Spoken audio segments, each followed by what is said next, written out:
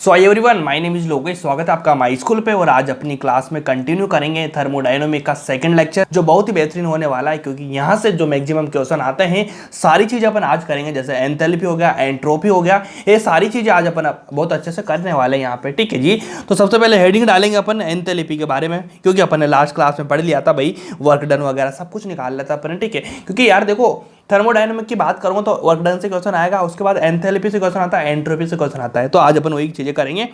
तो सबसे पहले डालेंगे अपन एंथैल्पी। ठीक है जी। एंथैल्पी एच से डिनोट करते हैं, कहीं से रिप्रेजेंट कहीं से करते हैं, एच से। एंथैल्पी आएगा एच। अब देखो बात होती है कि भैया एंथैल्पी क्या होती है। ठीक है, एंथैल्पी क्या एनर्जी का पार्ट है? हाँ एनर्जी है। क्या एंथैल्पी एनर्जी जैसा होता है? बिल्कुल एनर्जी जैसा होता है, लेकिन इसकी कुछ कंडीशन अलग अलग हो जाती है कि किस कंडीशन पे अपन को एंथैल्पी बोलना होता है, किस कंडीशन पे अपन को एनर्जी बोलना होता है, और किस कंडीशन पे अपन को एंट्रोपी बोलना होता है। सुनने में सारी चीजें एक जैसी होती है, लेकिन कुछ चेंजेस होते हैं। चेंजेस कैसे होंगे कि भाई अगर मान लीजिए कोई सा भी बर्तन आपको दिया इस तरह से, ठीक है जी, इस तरह से आपको बर्तन मिलेगा। उस बर्तन में, समझ पा रहे हो क्या बात है, उस बर्तन में आप समझना कि भाई एक स्पेशल हीट दी जाती है। ठीक है, क्या दी जाती है? स्पेशल हीट, मतलब हीट दी जाती है। ठीक है, इसको हीट दी जाएगी। क्या दी जाएगी? इसको हीट दी जाएगी। लेकिन जो इसको हीट दी जाएगी, इसमें भैया इसमें कुछ भी भरा रहेगा अंदर। ठीक है, तो इसको हीट देने के बाद में इसमें जो मैटर रहेगा, इसको क्या एनर्जी मिलेगी?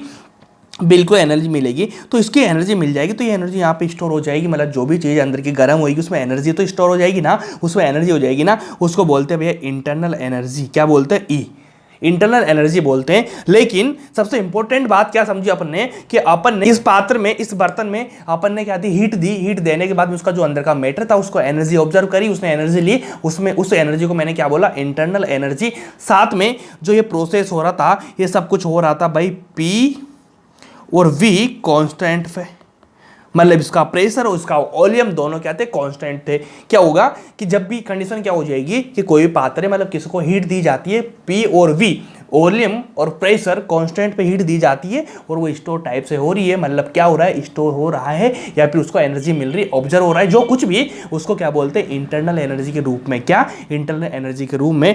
तो यहाँ पे जो एंथैल्पी है, इस एंथैल्पी का जो फॉर्मूला बनने वाला है वो क्या बनेगा? ये ई और पी, ई और पी, ये लो, ये वाला फॉर्मूला बन चुका भाई। इससे सारे दुनिया के क्वेश्चन सॉल्व हो जाएंगे। बस आपको इतना करना है। एंथैल्पी देखो बहुत सारी चीजें होती है, लेकिन अपन को ना बिल्कुल NCERT pure, NCERT pure NEET के बेस पे पढ़ेंगे अपन। क्या पढ़ेंगे? प्योर एनसीईआरटी प्योर नीट के बेस पे। इसके अलावा कुछ भी नहीं करना है। बहुत सारी नॉलेज मेरे अंदर भी है, आपके अंदर भी है, आपको मैं दूं कुछ किसी भी काम की नहीं आएगी। लेकिन इस बात को समझना, एच बराबर क्या हो रहा है? E P V. ठीक है, ये वाला फॉर्मूला हो जाएगा। लेकिन एक बात ध्यान रखना कि जो एंथैल्पी है, इस एंथैल्पी को मैं दे रहा हूं ऐसे, देने के बाद इसमें एनर्जी ऑब्जर्व हो रही है। ठीक है, तो यार देखो सबसे पहले समझना, ये वाली चीज है, इसको मैंने हीट दी, देने के बाद क्या इसकी एकदम से पूरी ट्रांसफर हो जाती है? हीट नहीं होती ना। इस पानी को मैं गर्म कर रहा हूं, तो इसमें हीट दूंगा तो धीरे धीरे धीरे धीरे गर्म होएगा। सही मतलब समझ पा रहे हो बात को? धीरे धीरे धीरे धीरे गर्म होगा। ऐसा तो नहीं ना एक साथ ही गर्म हो जाएगा, एक साथ गर्म नहीं होगा, धीरे धीरे धीरे गर्म होगा। जब धीरे धीरे गर्म होगा तो इसकी एनर्जी पहले कम थी, फिर बढ़ी, फिर बड़ी बड़ी बड़ी, मतलब एनर्जी कम से ज्यादा हो रही, मतलब एनर्जी में चेंजेज आ रहा है। तो यहाँ पे ये बात कहना तो बिल्कुल गलत हो जाएगा कि भैया ई पूरा सेम रहेगा शुरू से एंड तक। आप भी समझते हो किसी चीज़ को गर्म करते हैं तो धीरे धीरे गर्म होता है, मतलब एनर्जी धीरे धीरे बढ़ती है ना। समझ रहे हो ना बात को, इस चीज़ को? तो इस तरह लिए जो आपका एच हो ना, एच, तो इस तरह से लिखना इसको गलत हो जाता है। तो इसको अपन कैसे लिखते हैं?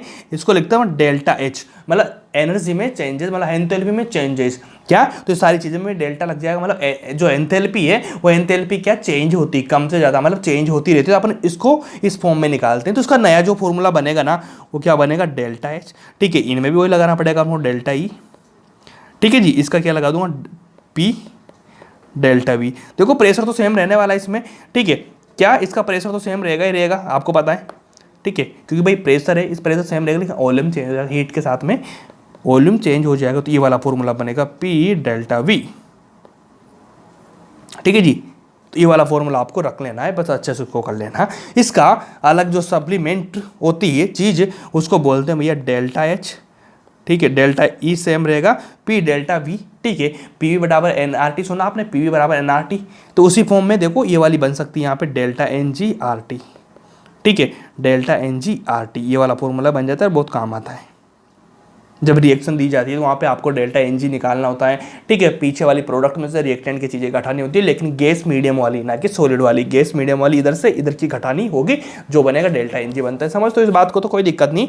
क्या delta E, delta N G, E R T, मतलब ये दोनों फॉर्मूले काम आएंगे। ये वाला आएगा जब आपको प्रेशर वॉल्यूम दे रखा हो तो, या वॉल्यूम में चेंज दे रखा हो तो, और आपको दे रखी रिएक्शन तो उसमें डेल्टा एन जी निकालनी हो तो ये वाला देना पड़ेगा। जब आर और टी आपको दे रखे हो, इस तरह से आपको निकाल लेना है। दो फॉर्मूले हो जाएंगे, ठीक है। अब कुछ इंपॉर्टेंट पॉइंट्स हम लोग कि यार देखो डेल्टा एन जी जीरो कब होगा, इतना बताओ मुझे। डेल्टा एन जी जीरो होगा, देखो डेल्टा एन जी जीरो रहेगा। कब होगा जीरो? जब इधर की चीजें दोनों बराबर होगी, तो इधर से इधर का माइनस करेंगे तो क्या हो जाएगा, जीरो हो जाएगा। अब देखो डेल्टा एन जी जीरो आ जाएगा। देखो यहाँ से आप निकाल तो सकते हैं, लेकिन मैं आपको एकदम रिजल्ट दे रहा हूँ ताकि आपको दिमाग ना लगाना पड़े, जल्दी से चीजें सोल्व हो जाए जल्दी से, ठीक है। देखो डेल्टा एन जी बराबर क्या हो रहा है, जीरो हो रहा है। जब डेल्टा एन जी बराबर जीरो, तो मुझे इतना बताना कि भाई डेल्टा एन जी बराबर ये सारा जीरो हो जाएगा, ये जीरो हो जाएगा। इसका मतलब डेल्टा एच बराबर डेल्टा ई बचेगा। मतलब आपको डेल्टा ई दे रखा है तो उसका मतलब डेल्टा एच बराबर डेल्टा ई हो जाएगा, क्योंकि डेल्टा एन जी जीरो हो जाएगा। तो मैं यहाँ पे क्या लिख सकता हूँ, डेल्टा एच बराबर डेल्टा ई। क्या ये बात समझ पा रहे हो आप लोग? अच्छे से समझे कि भाई ये वाला पोर्शन जीरो हो जाएगा तो फिर बचेगा क्या, इसका बराबर ये होगा। सिंपल बात है, ठीक, सिंपल बात है। अगला लिख लो कि भाई डेल्टा एन जी क्या हो जाएगा, डेल्टा एन जी जीरो से बड़ा हो जाएगा, मतलब पॉजिटिव हो जाएगा। सिंपल बात है यार, डेल्टा एन जी जीरो से बड़ा मतलब पॉजिटिव हो जाएगा। जब पॉजिटिव हो जाएगा तो मुझे बताओ ये डेल्टा एन जी जीरो से बड़ा मतलब पॉजिटिव, ये पॉजिटिव रहेगा। ये वाला दोनों चीज़ें क्या हो जाएगी, ये वाली चीज़ और ये वाली चीज़, मतलब दो चीज़ें ऐड होके बन रहा है डेल्टा एच। समझ पा रहे हो कि यहाँ पे 10 आ गया, 12 आ गया, कुछ भी आ गया, 12 आ गया ना, तो ये वाली चीज़ ये वाली, मतलब एक दो चीज़ें जुड़ के, ये दोनों चीज़ें जुड़ के इसके बराबर बन रही है, ठीक है। तो इसका मतलब आप क्या समझ रहे हो भैया, ये बहुत ज़्यादा वैल्यू होगी। जब एक इंसान की कमी को दो जने मिलकर कंप्लीट कर रहे हैं तो ये बहुत बड़ा होगा ना, सिंपल बात है। तो यहाँ से क्या बन सकता है, डेल्टा एच बड़ा होगा डेल्टा ई,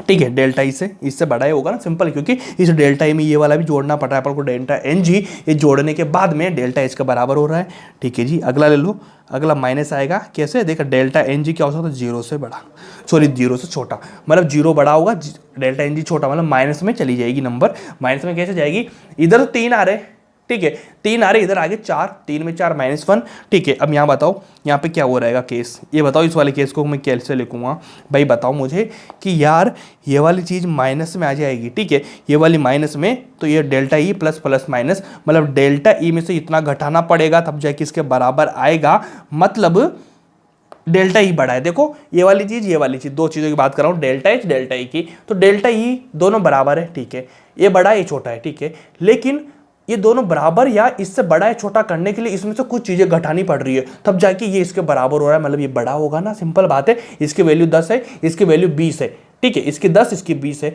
तो इसमें से 10 माइनस करना पड़ेगा, ठीक है। तो डेल्टा ई माइनस हो गया, 10 माइनस करूंगा तब इसके बराबर होगा, तो भैया डेल्टा ई तो बड़ा होगा ना, सिंपल बात है।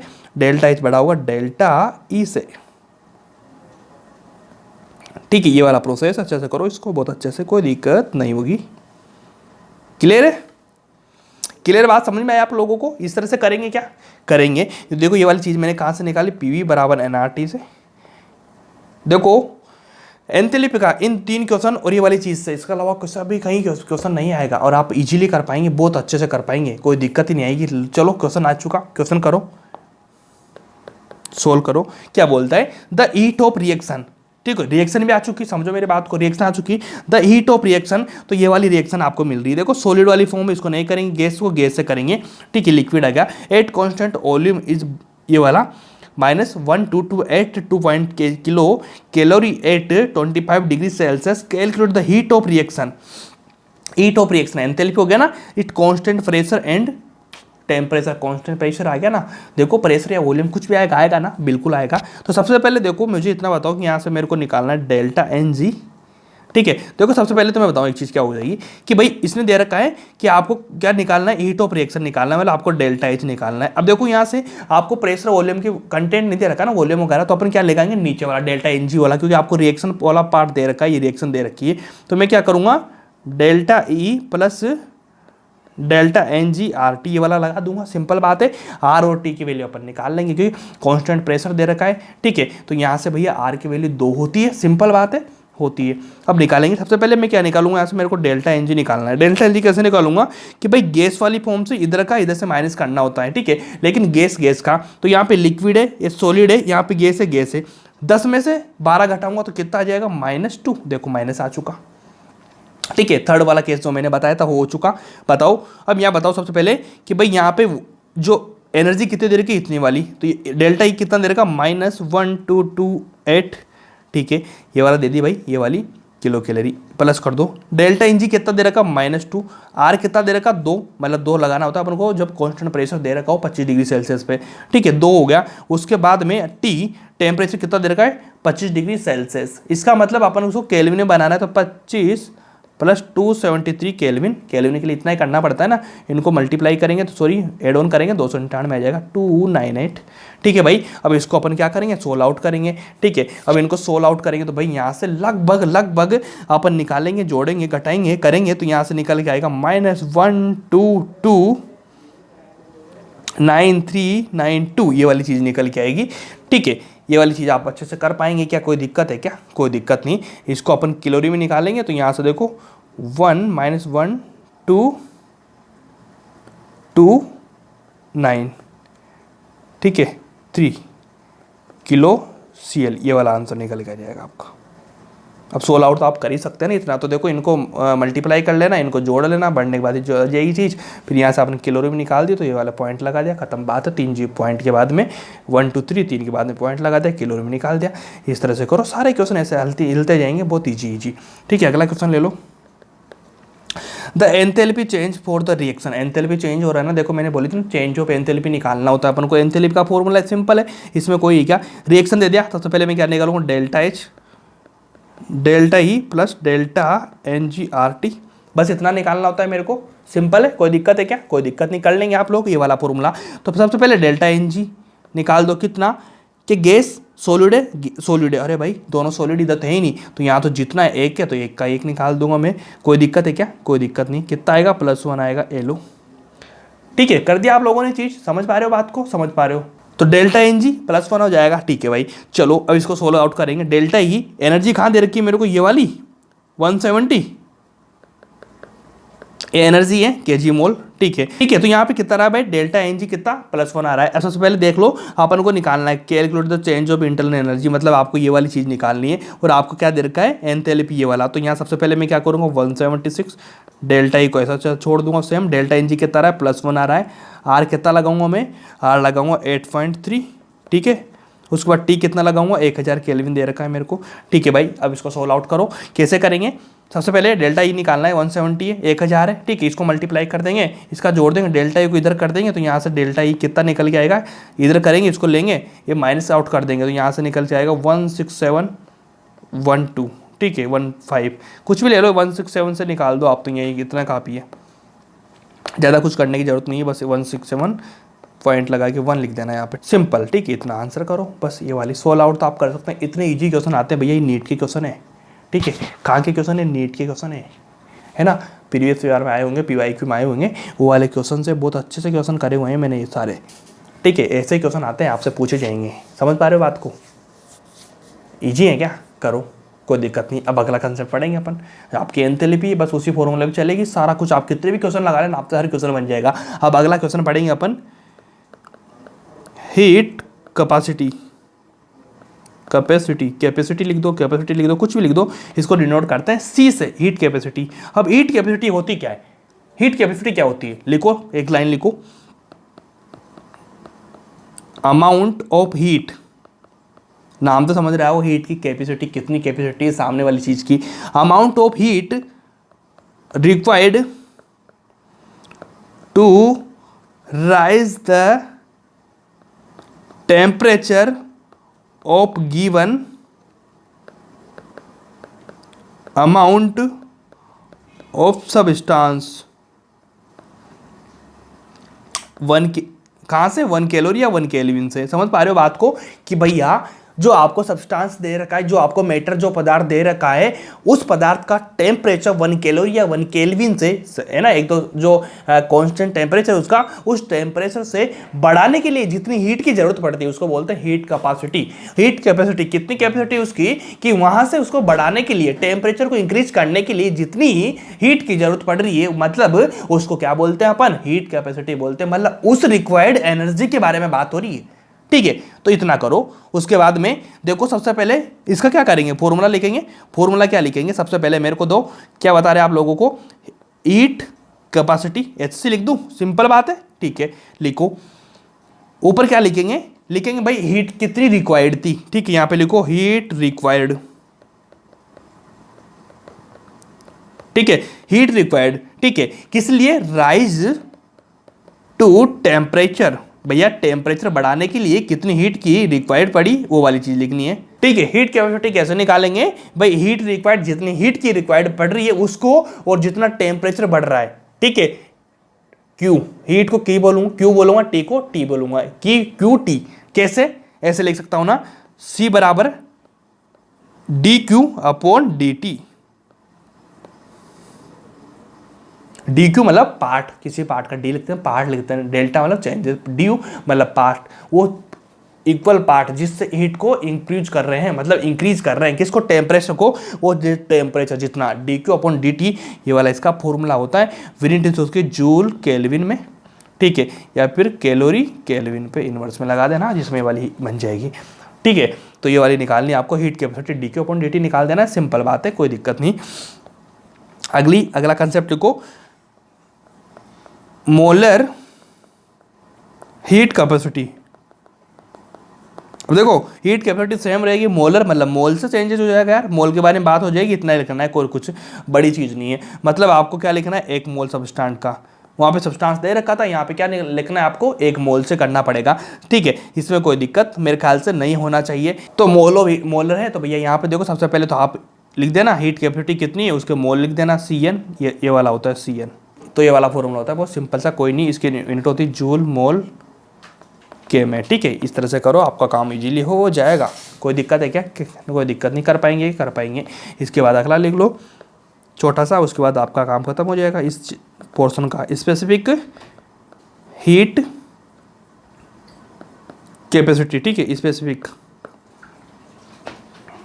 ये कहाँ से लेती है, 1 ग्राम से, 1 ग्राम सब्सटेंस में काम होता है, ठीक है। तो यहाँ से भैया, यहाँ से अगर फॉर्मूला लिखूंगा तो फॉर्मूला क्या होता है, CM, वो वाली जो अपन ने निकाली थी मोलर हीट कैपेसिटी, वो वाली करनी है, वो निकालना है, CM अपॉन मोलर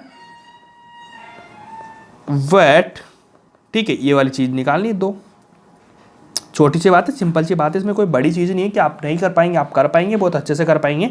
इसको कैसे निकालते हैं, जूल ग्राम इनवर्स केल्विन इनवर्स में, ये वाली इसकी यूनिट होती है। अच्छे से कर पाएंगे क्या, कर पाएंगे, कोई दिक्कत नहीं, ठीक है। इसके बाद आप अच्छे से, अब जो ये चीज़ें मैंने बताई है आपको, डेल्टा H वगैरह, ठीक है, अब इनको अपन 2 फॉर्म में करते हैं। 2 फॉर्म में कैसे करते हैं, एक तो करते हैं भैया कांस्टेंट P पे, एक करते हैं कांस्टेंट V पे। अभी आपको देखो मैं लिखाऊंगा, समझ में आएगा क्या क्या बोल रहा हूँ मैं। कांस्टेंट P पे और कांस्टेंट V पे करते हैं। कैसे करेंगे, देखो सबसे पहले अपन मान लीजिए डेल्टा H है, ठीक है, इसको लिखते हैं कांस्टेंट P पे, तो CP dt, इस तरह से लिखते हैं, CP, ये P लगा देंगे, ठीक है। डेल्टा H पे निकालेंगे क्या, मोलर पे, ठीक है, NCP dt।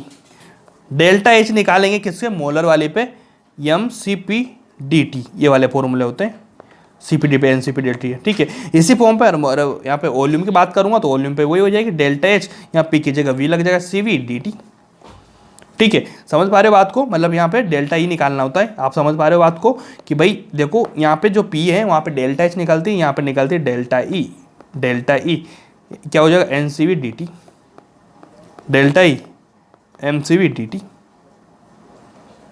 ये वाली छोटी छोटी चीज़ें, बहुत बड़ी चीज़ नहीं है, हल्की हल्की चीज़ें, बस उनको याद रखना, NCV dt है, NCP dt, ठीक है। जब प्रेशर की बात हो रही हो तो डेल्टा H निकाल देंगे, बाकी डेल्टा ई निकाल देंगे, NCV dt, MCV dt, CV dt, ये वाली चीज़ें ही जो अच्छे से आपको करनी होगी, ठीक है। ईजी है क्या, ईजी है तो चलो लो अगला लो, लिखो CP, एक रिलेशन लिखा रहा हूँ आपसे मैं, एक रिलेशन लिखा रहा हूँ आपको मैं, समझो रिलेशन क्या हो सकता है। देखो एक रिलेशन सुना होगा आपने, CP/CV बराबर क्या होता है, R। ठीक है, CP-CV अपॉन या फिर बराबर equal to R। CP-CV equal to R। क्या इसको CP/CV में निकाल दूंगा तो यहां से क्या बनेगा, यहां से बनेगा गामा। समझ रहे हो बात को, ये वाला हो गया CP-CV upon gamma. CP-CV equal to R। R के फॉर्म में निकालेंगे, मतलब R कांस्टेंट है। अगर आपको गामा निकालना है तो CP/CV, okay, CP/CV gamma, CP-CV upon equal to ना राजा। ये इस चीजों में क्या दिक्कत हो जाती है, CP-CV equal to R, CP/CV equal to gamma. ये वाली चीजें दो अच्छे से रिलेशन है, इनको बहुत अच्छे से कर लेना, ठीक है। इसके बाद में एक बहुत इंपॉर्टेंट फॉर्मूला होता है जिसको बोलते हैं वर्क डन फॉर्मूला, जो इस बेस पे नया फॉर्मूला बनता है। कैसे बनता है, PV पे, ठीक है। क्या फॉर्मूला बनेगा, वो बनता है भाई, अगर आपको PV कांस्टेंट की बात कर रहा हूं, PV कांस्टेंट की, ठीक है। अगर आपको V कांस्टेंट मिलता है, ठीक है, और आपको जो प्रोसेस है वो दे रखा है W रिवर्सिबल में, तो आप क्या निकालेंगे, -2.303 nRT log बेस 10, ठीक है, और यहां पे निकालेंगे V2/V1, ठीक है। उसी बेस में अगर P आपको कांस्टेंट दे रखा है तो यहां से आपको W रिवर्सिबल में निकालना है, तो आप क्या करेंगे, सेम फॉर्मूला रहेगा भाई, nRT log बेस 10, लेकिन चेंजेस कहां आ जाएगा, यहां पे V2/V1 था, यहां पे P1/P2 हो जाएगा। समझ पा रहे हो बात को, यहां पे V2/V1 था, बच्चे मिस्टेक कहां करते हैं, कहां V1 था कहां V2 था, P1/P2, V2/V1, जहां पे V कांस्टेंट हो रहा था। ये वाला फॉर्मूला आपको अच्छे से लगा देना है, ठीक है। बस इसमें सारे काम हो जाएंगे। अगला क्वेश्चन लो, क्वेश्चन करेंगे, बहुत शांति से करेंगे। लो, सबसे पहले सोल्व आउट करेंगे क्वेश्चन को, फाइंड द वर्क डन, ठीक है। वर्क डन निकालना है, सिंपल बात है। अब देखो, एक तो होता है अपना P वर्क डन, P क्या, delta V minus P delta V, ठीक है। Find the work done when 2 mole of gas expand isothermally, मतलब T कांस्टेंट आ रहा है, ठीक है, from 5 DM3 to 40 DM3 against a constant external pressure, ठीक है। क्या हो गया, प्रेशर कांस्टेंट आ रहा है, ठीक है, ऑफ 2 atm एट टेम्परेचर कितना, 298 kelvin. Also calculate W reversible for the changes. W reversible की बात हो रही है तो भाई मैं वही निकालूंगा W, ठीक है। रिवर्सिबल की बात हो रही है, एक फॉर्मूला मैंने क्या बताया था, P डेल्टा V, सिंपल बात है। मतलब आपको डबल निकालना है, एक तो ये वाला निकालना है, एक निकालना है आपको रिवर्सिबल फॉर्म में। तो सबसे पहले आप किसको निकालेंगे, देखो, फाइंड द वर्क डन, पहले तो ये वाला यहाँ तक निकाल देना है, उसके बाद में ये वाला निकालना पड़ेगा आपको। दो क्वेश्चन दे रखे हैं आपको, तो पहले क्वेश्चन में तो ये लगाई नॉर्मल वाला -P डेल्टा V। कैसे निकालेंगे, सबसे पहले माइनस लगाएंगे, P कितना दे रखा है, 2 atm दे रखा है भाई, ठीक है। तो मैं क्या करूंगा, सबसे पहले सिंपल सी बात है, 2 यहाँ लिख दूंगा, डेल्टा V कितना 5 से 40 जा रहा है, मतलब V2 माइनस V1, तो मैं क्या करूंगा, 40 माइनस 5, सिंपल बात है, ठीक है। यहाँ पे कितना बचा, 35, मल्टीप्लाई करूंगा कितना, 35 को 2 से, तो यहाँ पे कितना हो जाएगा, -70 लीटर एटीएम। क्या इसमें कोई दिक्कत है क्या, कोई दिक्कत नहीं। अगर इसको मेरे को जूल में बदलना हो तो मैं क्या करूंगा, 70 × 101 से जूल से मैं इसको कन्वर्ट कर दूंगा, ठीक है। 101 से इसको मल्टीप्लाई कर दूंगा, इसमें मेरा जूल में बन जाएगा। तो मेरा फर्स्ट क्वेश्चन सोल्व हो चुका है। अब मैं सेकंड क्वेश्चन की बात करने जा रहा हूँ, ठीक है। सेकंड क्वेश्चन में उसने बोला रिवर्सिबल की, तो रिवर्सिबल का मेरे पास में फॉर्मूला क्या था, 2.303, सॉरी nRT लिखो यहाँ पे, nRT मल्टीप्लाई मत करो यार, nRT log बेस 10 है, ठीक है, ठीक है। अब यहाँ पे क्या बात हो रही है, कांस्टेंट एक्सटर्नल प्रेशर की बात हो रही है, ठीक है। अब प्रेशर की बात हो रही है तो सिंपल मुझे बताओ मैं क्या करूंगा। प्रेशर के लिए मेरे पास में कौन सा फॉर्मूला, ये वाला फॉर्मूला, लेकिन मुझे बताओ कि यहाँ पे मेरे को वॉल्यूम दे रखा है, तो मैं क्या करूंगा, इसको V2/V1 वाली फॉर्म में लगाऊंगा, V2/V1 वाली फॉर्म में लगाऊंगा, ठीक है। चलो अब इसको सोल्व आउट करेंगे, कैसे करेंगे भाई, ये वाली चीज़ तो सेम रहेगी, ठीक है। लिखो -2.303, n कितना दे रखा है, n निकालो, n कितना निकालना पड़ेगा, 2 मोल दे रखा है ना, n 2 मोल, 2 R कितना, 2 निकालेंगे क्योंकि कांस्टेंट प्रेशर में बात हो रही है, ठीक है। इसको ऐसे निकाल देंगे अपन, ठीक है। तो यहाँ पे देखो भाई कितना n इतना निकाल दिया, r कितना 8.3, ठीक है, और t कितना बताओ, t कितना 298, ये वाला केल्विन हो गया 298। उसके बाद में लोग की बात कर रहे हैं, ठीक है भाई, लोग का लोग छोड़ दो, लोग को बाद में देखेंगे। उसके बाद 40 V2 कितना 40/5, ठीक है, इसको सोल्व आउट करेंगे अपन सारा तो निकल के आएगा 10.3 इंटू 10 की पावर 3 जूल, ये वाला निकल के आएगा और आपका सोल्व आउट हो जाएगा क्वेश्चन बहुत अच्छे से, बहुत ध्यान से, ठीक है जी। तो ये वाला हो चुका आपका प्रोसेस जिसमें आपको वर्क डन निकालने की बात हो रही है, कैसे वर्क डन निकालना है, कुछ क्वेश्चन में मैंने कराए हैं, ठीक है। लास्ट का टाइम में थोड़ी सी चीज़ें कम कर रहे हैं, लेकिन कंटेंट पूरा है, लेकिन क्वेश्चंस थोड़े कम कर रहे हैं, चीज़ें डायरेक्ट कर रहे हैं ताकि आपका रिवीजन भी अच्छा हो जाए और आपके क्वेश्चन बन जाए, इसमें कोई बड़ी गुंजाइश नहीं है, ठीक है भाई। चलो अगला लेते हैं, करो स्पॉन्टेनियस प्रोसेस, लिखो स्पॉन्टेनियस प्रोसेस एंड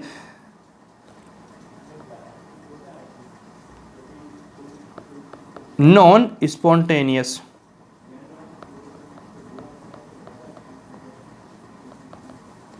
ठीक है, एक तो स्पॉन्टेनियस हो गया, एक नॉन स्पॉन्टेनियस हो गया। हेलो,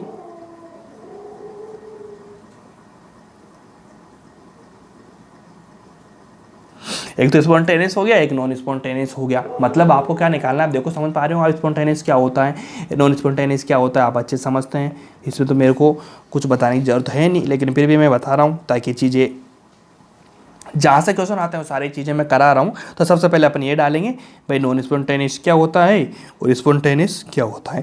देखो स्पॉन्टेनियस का मतलब इतना सा होता है कि ऐसा प्रोसेस जिसमें आपको अलग से कुछ भी जोर धमाका नहीं लगाना पड़ेगा, वो अपने यहाँ पे बहती रहे, ठीक है। हिंदी में बोलते सतत, मतलब अपने आप चले, ठीक है, अपने आप चले। नॉन स्पॉन्टेनियस होते अपने आप ना चले, उसको कुछ एनर्जी लगानी पड़ेगी, आपको धक्का देना पड़ेगा। जैसे लिखो process has natural tendency to occur in a particular direction। Natural tendency होना चाहिए किसकी, डायरेक्शन, ठीक है। एग्जाम्पल जैसे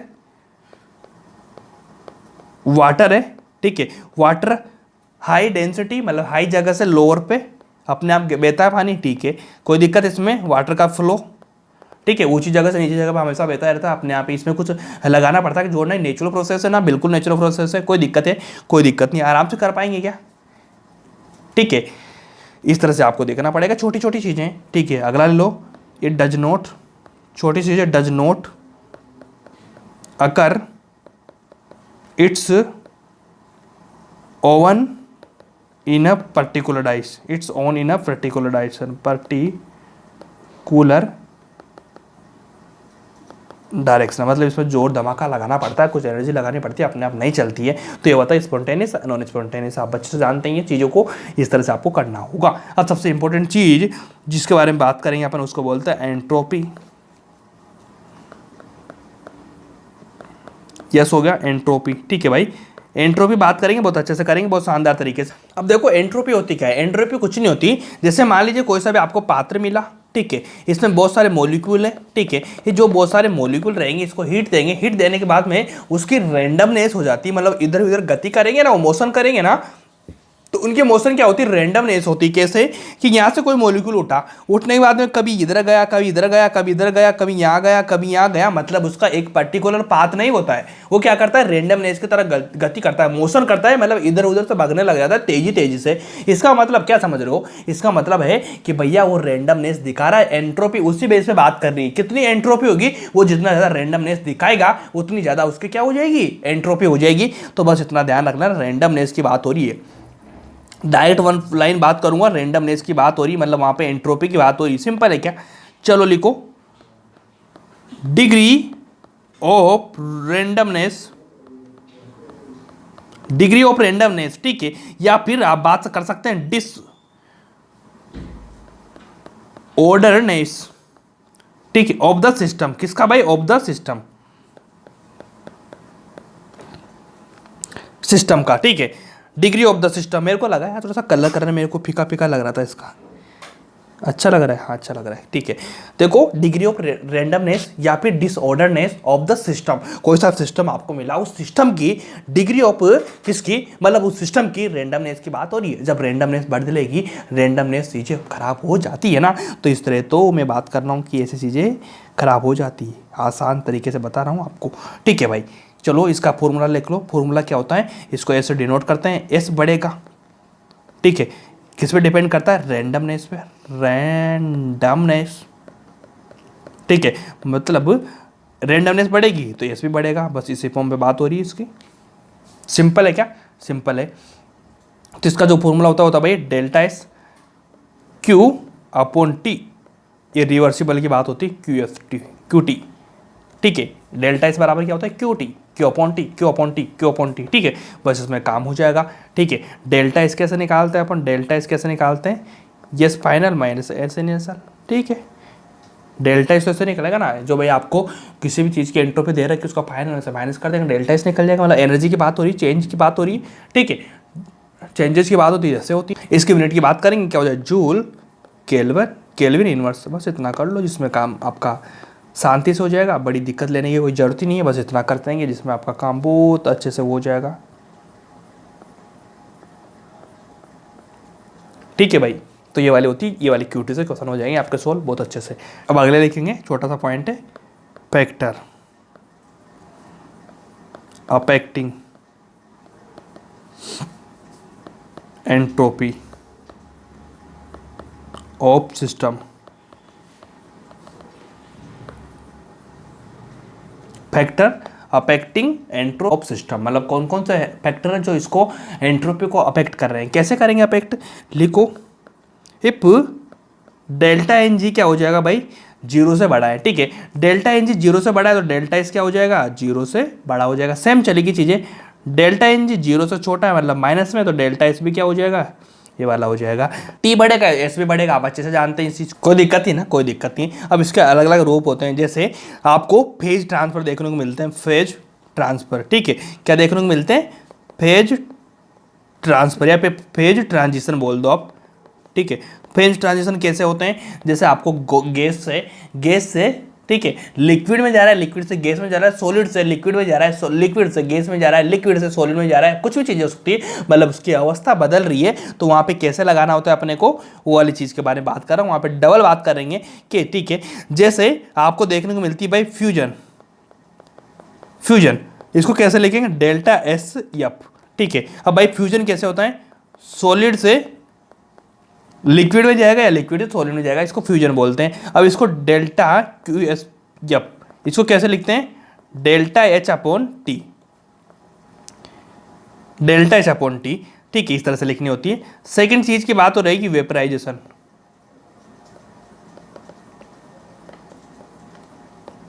डेल्टा एस वीएप, ठीक है, यहाँ वीएपी लिख दो, डेल्टा एस, ठीक है। अब इसको कैसे लिखेंगे, डेल्टा एस हो गया, ठीक है, डेल्टा एच सेम बात रहेगी, कोई दिक्कत नहीं, ये वाला, ठीक है। एक होती है सब्लिमेशन, ठीक है, sublimation delta S upon S, इसको कैसे लिखते हैं, इसको लिखते हैं भाई delta H upon T, simple बात है। इसमें इस वाले प्रोसेस में क्या होता है, इसमें होता है लिक्विड से वेपर में जाएगा, इसमें क्या होता है, इसमें होता है सॉलिड से वेपर में जाएगा डायरेक्ट से, ठीक है, ये वाला देखो सबसे इंपॉर्टेंट बात है, तभी तो लगाएंगे ना आप कि भाई प्रोसेस क्या होता है। यहाँ पे क्या हो जाएगा, सॉलिड से लिक्विड में, यहाँ पे लिक्विड से वेपर में, यहाँ पे सॉलिड से वेपर में डायरेक्ट, तो इसको बोलते हैं सब्लिमेशन, ठीक है। ये वाला फॉर्मूला सबका सेम है, डेल्टा एच अपॉन टी, है ना, उसको कैसे निकालेंगे एंट्रोपी को, Q upon T, Q T Q T Q T, ठीक है, इतना कर लेना। अगला क्वेश्चन कर लो, क्वेश्चन क्या बोलता है, the enthalpy change for transition, देखो आ गया ना, लिक्विड वाटर सिस्टम, मतलब आपको क्या देखो, वाटर से मतलब लिक्विड से वेपर में जा रहा है, वेपर निकालेंगे कितनी 40.8 kg मोल, है ना, टेम्परेचर इतना दे रखा है, calculate the delta H the process, delta H निकालना है, क्या निकालना है, डेल्टा एच अपॉन टी, कौन सी, liquid water steam, liquid water, ठीक, स्टीम में तो वेपराइजेशन की निकालेंगे, सिंपल बात, ये वाला फॉर्मूला लगेगा, ठीक है। डेल्टा एच उसने कितना दे रखा है, 40.8 किलो में है, तो अपन इसको क्या करेंगे, मोल में बदल लेंगे, जूल में बदल लेंगे, 1000 से मल्टीप्लाई कर देंगे, जिसमें आपका जूल मोल में बदल जाएगा, सिंपल बात है। अब डेल्टा एच निकालते हैं, कैसे निकालेंगे, 40.8 इंटू 1000 अपॉन टी कितना दे रखा है 373 केल्विन, ये वाला दे रखा है ना। अब इसको निकालो भाई, ऐसे निकाल सकते हैं ना अपन कि 1040 कितना 40,000 हो गए, 40,000 या 400 मान लो, कितना कटेगा 400, कितना बचो बताओ 100 के आसपास की बात हो रही है, ठीक है। थोड़ा सा कम है तो थोड़ा ज़्यादा हो जाएगा, तो 109 के आसपास इसका जूल केल्विन यूनिट्स आ जाएगा, ठीक है भाई। 40 थोड़ा ऊपर हो जाएगा, ये भी 400 थोड़ा कम है, तो अपन फिक्स कितना आ जाएगा 100 तो आएगा ही नहीं। जब 40,000 होता तब 100 आता, 400 होता, तो ये भी कम है, तो लगभग इतना मान लो आप, इसमें आपका आंसर इजीली हो जाएगा। अगला क्वेश्चन कर लो, calculate the change of entropy for the fusion, fusion की बात हो रही, 1 mole of ice, the melting point इतना, ठीक है, मोलर एंथैल्पी इतनी इतनी इतनी। तो भाई इसने क्या बात करी, डेल्टा एच फ्यूजन निकालना है, डेल्टा एच वापस से वही बात टी, ठीक है। उसके बाद डेल्टा एच उसने कितना दे रखा है, आइस की कितने रहेगी फ्यूजन, डेल्टा एच 6 kg मोल, तो 6 इंटू 10⁻3, ठीक है, केजी किलो में बदला, 1000 से मल्टीप्लाई करते हैं ना, जैसे वहाँ किया 10⁻3 लिख दो, यहाँ पे 273 दे रखा है, 273। अब देखो यहाँ पे मोल वगैरह दे रखा है, मोल से मतलब क्या है अपने को, मोल से इतना सा मतलब इतना सा काम करो, ठीक है। अब इसको कैसे निकालेंगे, मेरी बात सुनो, क्या हो जाएगा कि भाई देखो 1000 था, 6000 हो जाएंगे, 6000 को 300 से मल्टीप्लाई कर दो, सॉरी डिवाइड कर दो 6000 को 300 से, तो लगभग 20 के आसपास का आंसर आ रहा होगा। तो मैंने लिख दिया यहाँ पे 21.97, इसका जो एक्यूरेट आंसर है मेरे को याद है इसलिए, ठीक है। तो आपको मैंने बता देना कि कैलकुलेट करना कि 6000 को 300 से दे दो, 20 के आसपास आएगा, एक्यूरेट ही आएगा, ऑप्शन में आपको सेम मिल जाएगा, आप इस तरह से कर देंगे, ठीक है। तो आपको मुसीबत बिल्कुल भी नहीं आएगी, जितना भी काम हो आप अच्छे से करेंगे, ठीक है। अब अगला हेडिंग डालेंगे गिब्स एनर्जी, गिब्स एनर्जी, ठीक है। इसको जी भी लिख सकते हैं, एफ भी लिख सकते हैं, जी एफ भी लिख सकते हैं, ठीक है, वो आपके हिसाब से, या फिर दोनों तो नहीं लिख पाएंगे आप, जी एफ आपका फेवरेट होगा, लेकिन फिर भी इसको नहीं लिख पाएंगे अपन, जी एफ को साथ में नहीं लिखेंगे, जी या लिखो एफ लिखो, ठीक है, इस तरह से लिखना होता है, ठीक है। अब एक काम बात होती है टी और पी कॉन्स्टेंट जब होता है, टी और पी जब कॉन्स्टेंट होता है, ये वाली चीज़ का बात करेंगे। इसका फॉर्मूला क्या होता है, जी क्या लिखता है, एच माइनस टी एस, ये वाला फॉर्मूला होता है, मतलब एंथैल्पी इंटू टी एस, मतलब एंट्रोपी, एंथैल्पी में से एंट्रोपी को माइनस करना होता है जब आपको जी निकालना होता है। लेकिन यहाँ को अपन क्या करेंगे, डेल्टा के फॉर्म में निकलेंगे, डेल्टा जी, मतलब आपको क्या करना पड़ेगा, चेंजेस निकालना पड़ेगा, delta H minus T delta S, क्योंकि आपने डेल्टा एच को ऐसे निकाला था, तो अपन ऐसे निकालेंगे, ठीक है। यहाँ पे क्या हो जाएगा, सिंपल बात है, क्या इसको क्या बोलूँगा मैं, एंथैल्पी, एक क्या हो जाएगी मेरी एंट्रोपी, एंथैल्पी एंट्रोपी। चलो जी कोई दिक्कत नहीं, इस तरह से कर सकते हैं। इसको एक तो तरीका होता है निकालने का, कैसे होता है, delta G note 2.303 R T log के फॉर्म में निकाल देना, के फॉर्म पे रिलेशन देखते हैं तो ये हो जाएगा के इक्विलेंट, ये वाला, मतलब जी और के में के जो कॉन्स्टेंट है उसमें क्या रिलेशन है, तो ये वाला आ जाएगा, बस सिंपल है, ठीक है जी। चलो क्वेश्चन करो अगला, for certain reaction the change in enthalpy and change of entropy are इतना, मतलब एंथैल्पी इतना, चेंज इतना, एंड टेम्परेचर इतना, what is the value of delta G, ठीक है, सारी चीज़ इतनी है भाई, डेल्टा जी निकालना, डेल्टा जी का मेरे पास में फॉर्मूला गया, delta H minus T delta S, ये वाला फॉर्मूला डायरेक्ट फॉर्मूला बेस है, डरने की बात बिल्कुल भी नहीं है कि भाई क्वेश्चन बड़ा है, कुछ भी नहीं है, इतना है। अब डेल्टा जी निकालना है, तो सबसे पहले बताओ डेल्टा एच कितना दे रखा है उसने, डेल्टा जी निकालना है, डेल्टा एच कितना दे रखा है, एंथैल्पी कितनी 40.3, ठीक है भाई। चलो इसमें कोई नहीं, इसको एक किलो में अपन जूल में बदलेंगे ना, तो इसको क्या 1000 से मल्टीप्लाई कर देंगे, तो 40 को वापिस हो पहले जैसा सीन होएगा, 40 630, 1000 से मल्टीप्लाई करेंगे 40 को, 40,000 हो जाएगा, और ये जो 63 इसको 1000 से करेंगे 630 हो जाएगा। तो उसके बाद उसने टेम्परेचर कितना दे रखा भाई, देखो ये तो कितनी है डेल्टा, ये वाला टेम्परेचर ये वाला रहा 27 सेल्सियस में केल्विन में बदलेंगे तो कितना हो जाएगा 300, ये 300 हो गया, ठीक है। और उसने वो कितनी दे रखी है भाई, एंट्रोपी वाली 100 है, इंटू 100 हो गया।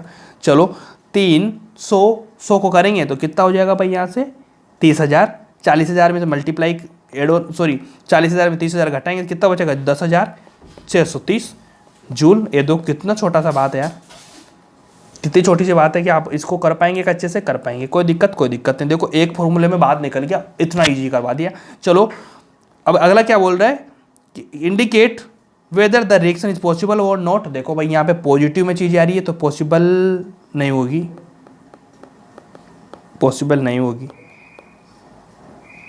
ठीक है, रिएक्शन पॉसिबल नहीं होगी क्योंकि पॉजिटिव में वैल्यू आ रही है डेल्टा जी की माइनस में वैल्यू आती है तब रिएक्शन पॉसिबल होती है। इसको रट लेना, ध्यान रख लेना, मतलब दिमाग में।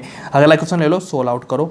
ठीक है, for reaction 25 degree Celsius enthalpy change इतना, ठीक है, और एंट्रोपी चेंज इतना रेस्पेक्टिवली आपको निकालना, find wait the reaction spontaneous और नॉट। ठीक है, स्वतः होगी या नहीं होगी। सबसे पहले वो डेल्टा जी जाएगा, डेल्टा एच आएगा, ठीक है, माइनस टी डेल्टा एस, ये वाला फॉर्मूला लगेगा कि नहीं लगेगा बताओ, छोटा सा फॉर्मूला लगाना पड़ेगा।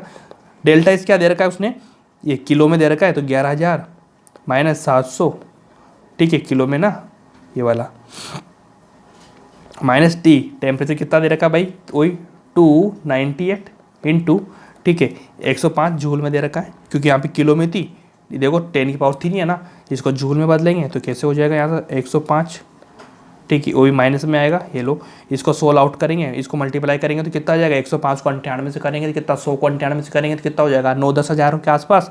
11,000 में से 10,000 घटाएंगे करेंगे तो ठीक हो, ठीक है, ये माइनस माइनस प्लस हो जाएंगे तो भैया माइनस माइनस प्लस हो जाएंगे ना, इतना हो जाएगा। तो बोलो यहाँ पे कितना आ जाएगा, प्लस के 19,590 जूल ये वाला निकल के आएगा।